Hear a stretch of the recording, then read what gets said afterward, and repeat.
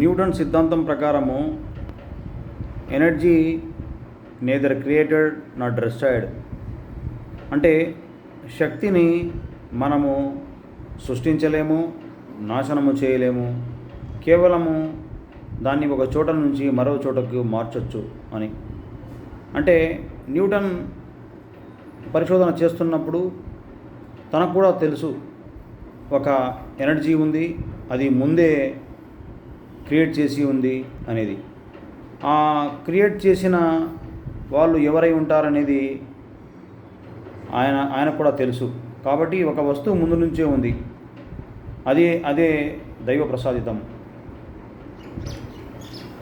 అంటే ఎనర్జీని సృష్టించలేము, నాశనం చేయలేము.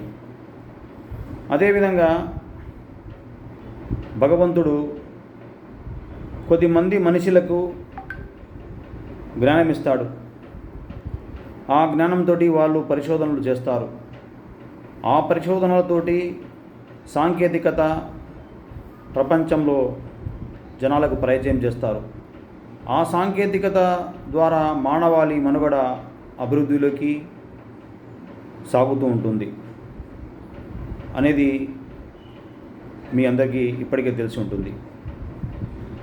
ఇంకో విషయము, ఆ భగవంతుడు ప్రసాదించిన నాలెడ్జ్ తోటి కొత్త ఆవిష్కరణలు, ఆ ఆవిష్కరణలు ప్రపంచంలో మిగతా జనాలకు కూడా అవి ఉపయోగమవుతాయి.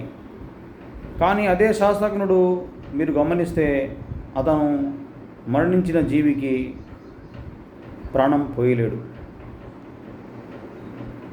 ఎందుకంటే అది అతనికి దైవ ప్రసాదితం కాదు. ఇంకో పక్క చూస్తే ధార్మిక పరంగా కొంతమంది దాదాపు 1,24,000 మంది ప్రవక్తలు ఉద్భవించారు ఈ సృష్టిలో. అంటే సృష్టి స్టార్ట్ అయినప్పటి నుంచి.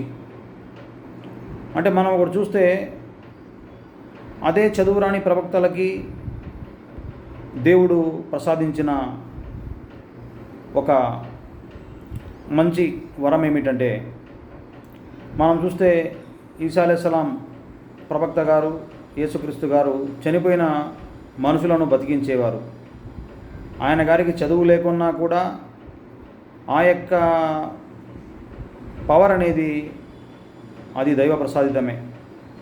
కాబట్టి ఎవరైతే శాస్త్రజ్ఞుడు ఉన్నాడో ఆ శాస్త్రజ్ఞుడు కొన్ని కొత్త విషయాలు కనిపెట్టగలడు, అది కూడా భగవంతుడు ఇచ్చిందే.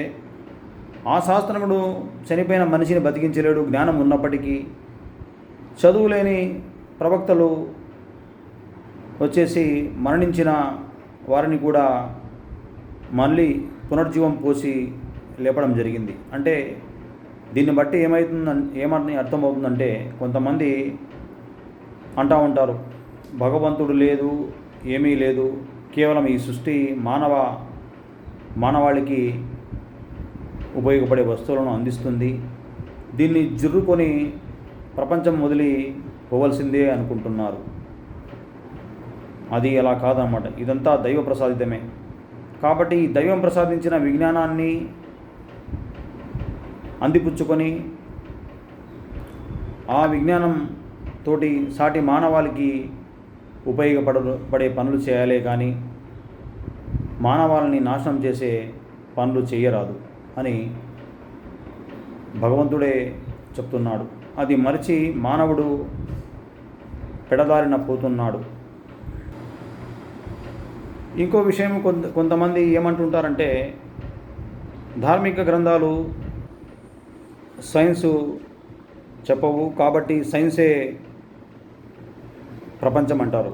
సైన్స్ కూడా మనుషులకి భగవంతుడు ప్రసాదించిందే. ఒకవేళ భగవంతుడు కూడా సైన్స్ గురించి అన్ని ప్రయోగాలు రాసి పెట్టలేడు. ఆ ప్రయోగాలను చేసే శక్తి మానవాళికి ఇచ్చాడు. ఆ మానవాళి దాన్ని సద్వినియోగంగా వాడుకొని దాని మానవ కళ్యాణానికి ఉపయోగించాలి. ఒకవేళ ధార్మిక గ్రంథాలే ఒక ప్రయోగం గురించి చెప్పాయనుకోండి, కాలానుగుణంగా సాంకేతికత కూడా మారుతూ ఉంటుంది. కొన్ని సిద్ధాంతాలు ప్రతిపాదించిన కొంతమంది శాస్త్రజ్ఞులు ప్రతిపాదించిన సిద్ధాంతాలు నెక్స్ట్ సమయానికి అవి మారుతూ ఉంటాయి. కాబట్టి సైన్స్ అనేది ఎల్లప్పుడూ మారే ప్రక్రియ కాబట్టి అది మానవాళి మీద వదిలేశాడనమాట.